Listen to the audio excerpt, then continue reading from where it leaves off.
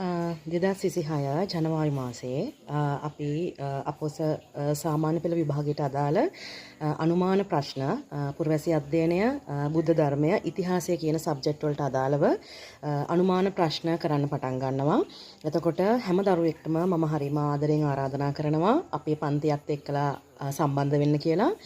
මොකද මීට කලින් අවුරුදු වල මම දීපු අනුමාන අපේ පන්තිය හරහා අපි දීපු අනුමාන ප්‍රශ්න වලින් 80%කට වඩා වැඩි ප්‍රමාණයක් විභාගයට ආවා සහ සාර්ථකව දරුවෝ ඒ පැමිණීමත් එක්ක අපි කලින් ක්ලාස් එකේ ඒ විදිහට ඒ අනුමාන ලියලා ගියපු එකත් එක්ක සහ පේපර් ලියලා ඒ ගත්ත ප්‍රැක්ටිස් එකත් එක්කලා දරුවෝ සෑහෙන ප්‍රමාණයකට ඒ සාමර්ථ ගන්න අවස්ථාව උදා වුණා. ඉතින් ඒකත් එක්ක මම හැමෝටම ආරාධනා කරනවා අපේ පන්තියත් එක්ක සම්බන්ධ වෙන්න.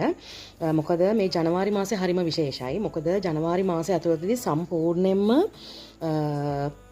ඔයාලට අපේ පන්තිය හරහා ලැබෙනවා එක්සෑම් පේපර් එකට කොහොමද එක්සෑම් පේපර් එක නෙමෙයි රයිට් එක්සෑම් පේපර් එකට කොහොමද හරියටම ෆේස් කරන්නේ සහ ඒ ටයිම් එක තියලා කොහොමද පේපර් එක ලියන්නේ. එතකොට පේපර් එකේදී සමහර වෙලාවට අපිට සමහර ප්‍රශ්න තියෙනවා අපිට ඒක පාට අපි කොච්චර පාඩම් කරපු තියරියක් වුණත් අපිට අමතක වෙන වෙලාවල් තියෙනවා රයිට්. හැබැයි ඒ වගේ අවස්ථාවකදී අසරණ නොවෙන්න පාවිච්චි කරන්න පුළුවන් ට්‍රික්ස් මොනවද? කොහොමද අපි උත්තර හොයාගන්නේ? රයිට්. එතකොට ඒ වගේ සෑහෙන වටින පොයින්ට්ස් ගොඩාක් මේ ජනවාරි මාසය ඇතුළතදී ඔයාලගේ එක්සෑම් එක පටන් ගන්නකම් මේ ගෙවෙන මාසෙ තුල මම ඔයාලට කියලා දෙනවා අපේ පන්තිය හරහා.